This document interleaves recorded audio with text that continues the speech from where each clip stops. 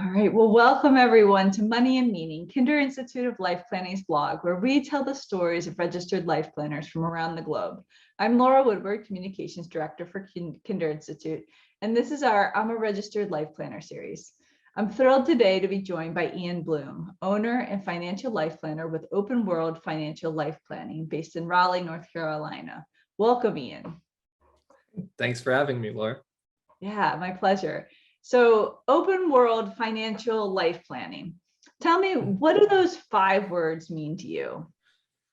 Sure. So open world to me is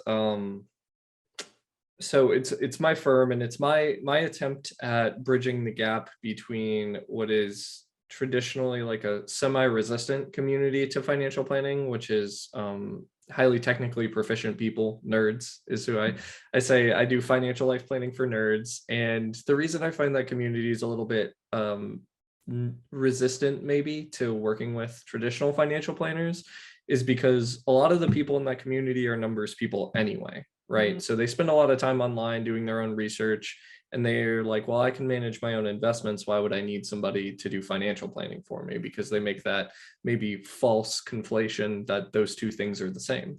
Mm-hmm. And so open world refers to a type of video game where you get to choose your own path through the game and make decisions that fit your character and who you want to be playing as.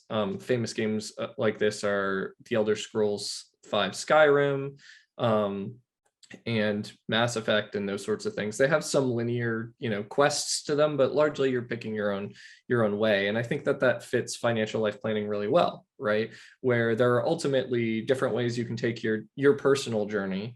And my job as the financial life planner is to more help you decide which path to go down than to tell you, oh, this is exactly what you need to do at this moment in time. Ultimately, my clients are making those decisions.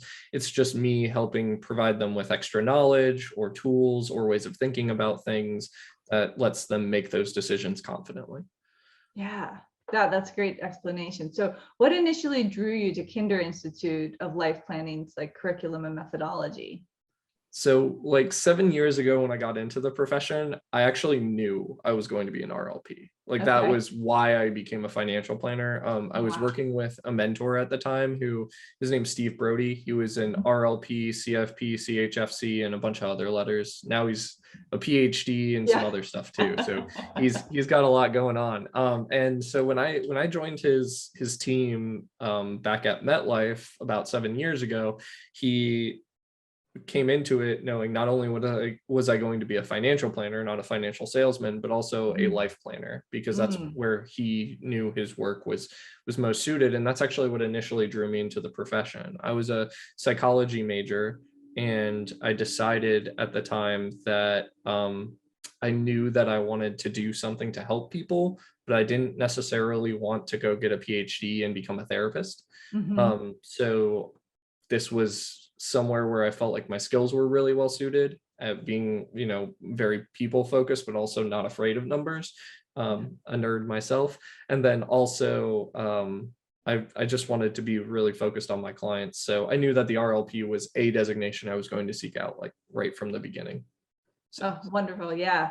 And I know your journey of becoming the RLP started, I think, in fall of 2019 with the 2-day, then the Evoke course in Hana, Hawaii, which is where George has a home, and then proceeded into the mentorship. But I mean, part of that was during the pandemic and a lot of things changing in the world.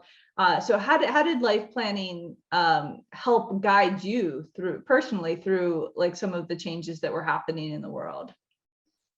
Yeah, I mean, interestingly, life planning made me better at helping my clients, right? But it also gave me a lot of tools for internal self-reflection.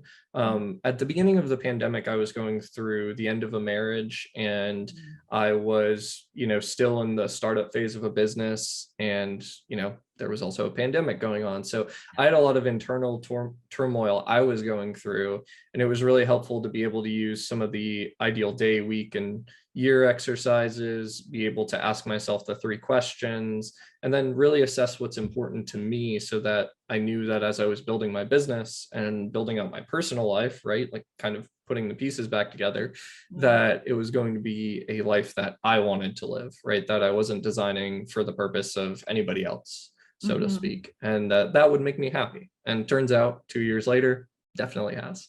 Oh, wonderful. Yeah. Yeah. Yeah. So then I mean, in a way, you're kind of different from a lot of the registered life planners that I talk to, because they are either mid-career changers where they're going from financial advice or financial planning to working with life planning. But you knew right from the Right. get-go, and had a mentor who's been with a registered life planner for more than a decade, I think, who like, so this was your path. So how has life planning methodology, how have you been able to integrate it with your clients? Like, how does that work with financial planning for you? Sure. So for me, I view the life planning skill set as a toolkit. So I do start every first meeting with the question, if you were to design your ideal life, what's most important to you, right? Which is straight out of the life planning toolkit, so to speak, out of KI. And then I use a lot of stuff from Kinder Institute throughout the process with my clients. So I don't think I follow the evoke methodology well, and maybe that is something that, you know, I should be chastised for. But I'm just kidding. Not my role But today.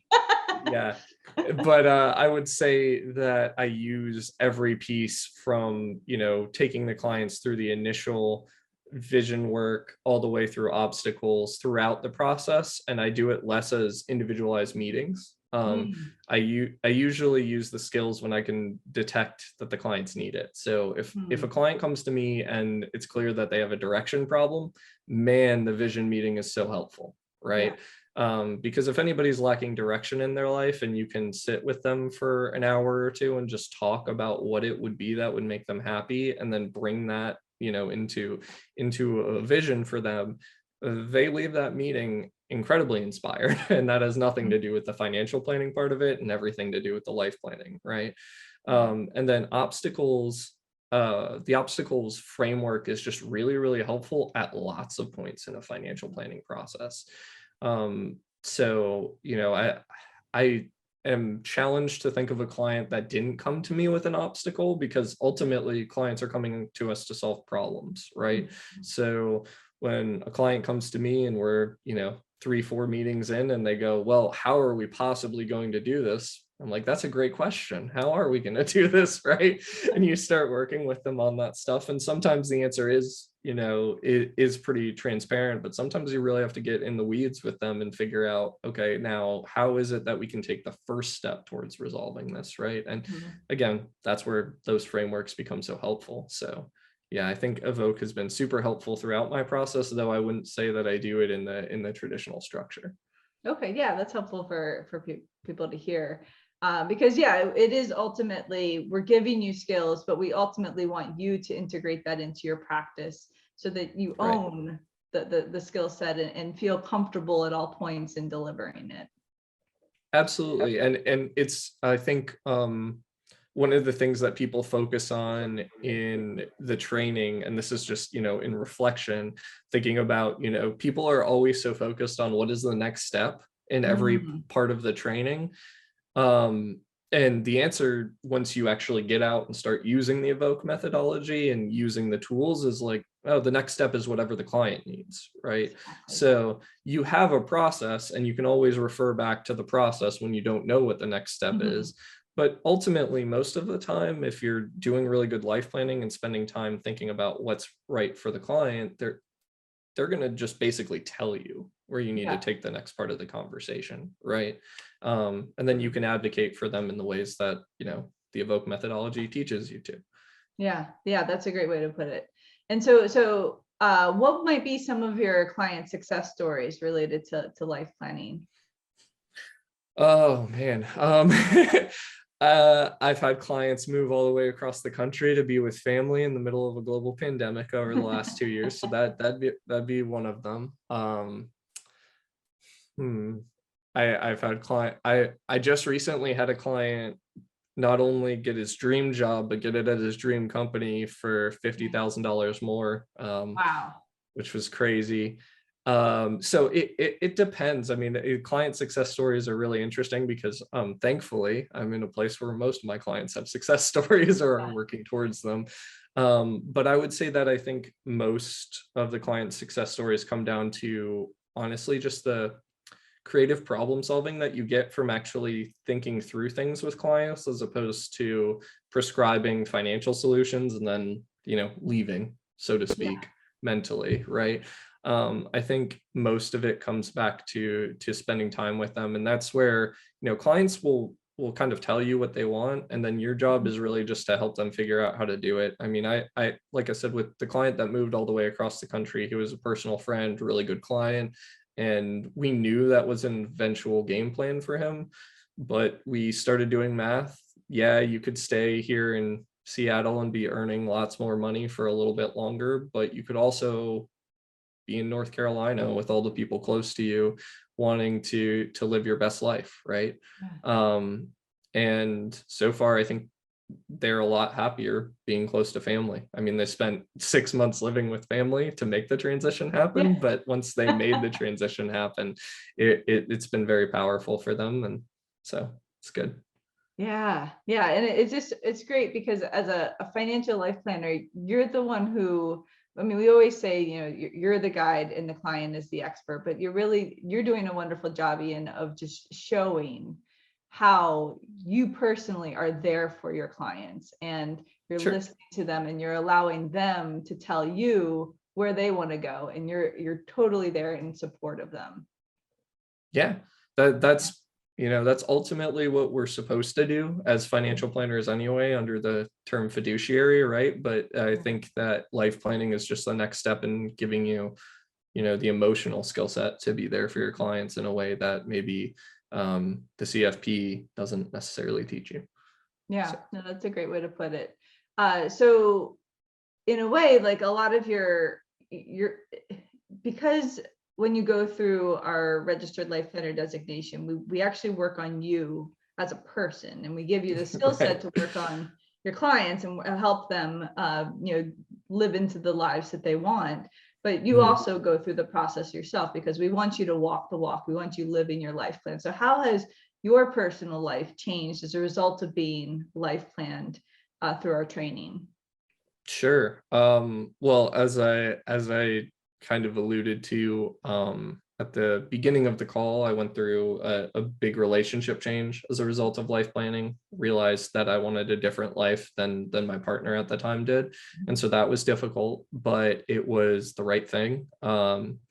My business has grown a lot as a result of life planning because I get constant, really positive reviews from clients who say I go out of the way and spend extra time and do all these things, and those reviews lead to new clients, and that makes life really easy, right? Because it means that I don't have to go out and call people or market really hard. I just am fortunate enough to do good work and have people show up as a result of it.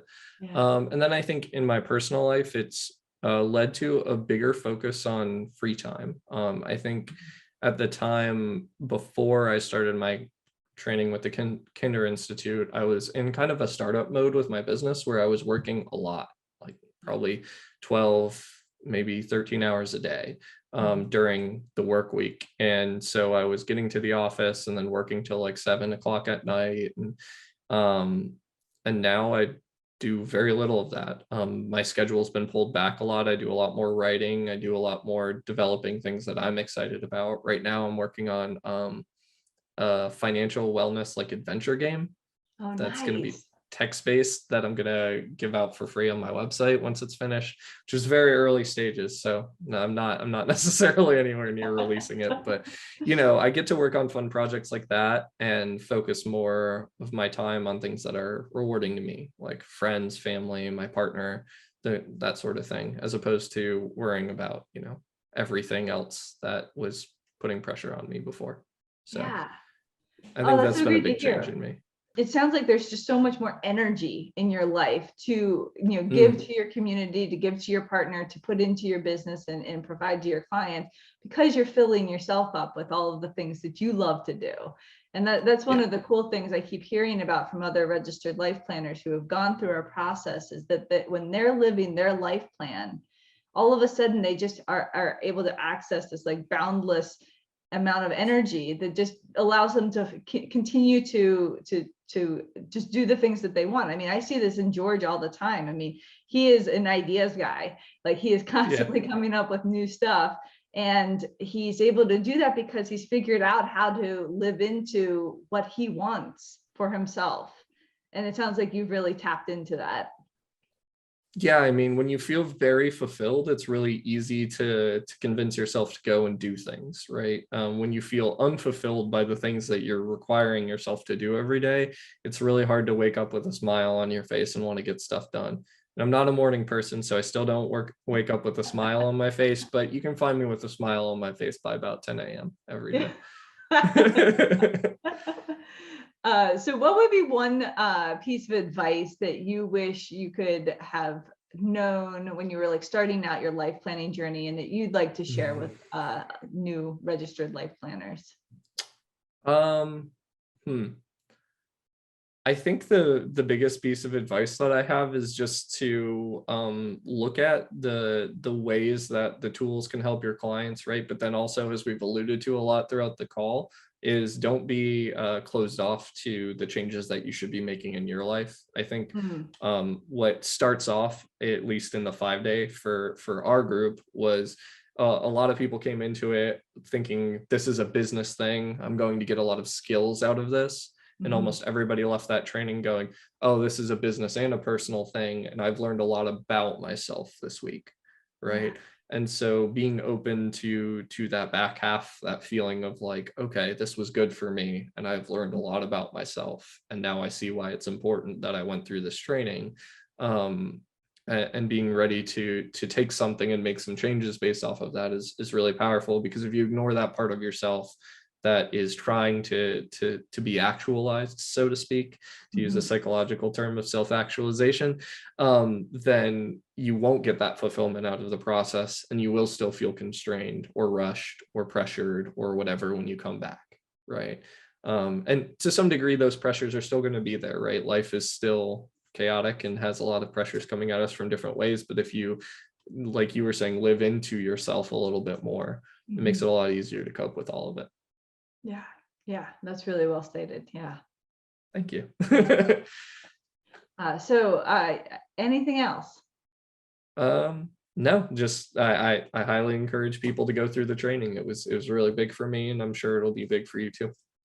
Nice. Well, this was an absolute pleasure. You have so many nuggets of wisdom, but also there's just so much energy coming out of you about the work that you're doing, but also the life that you're living. So thank you so much for sharing that and of yourself with our community. Oh, my pleasure. Thanks for having me, Laura. Yeah, you're welcome.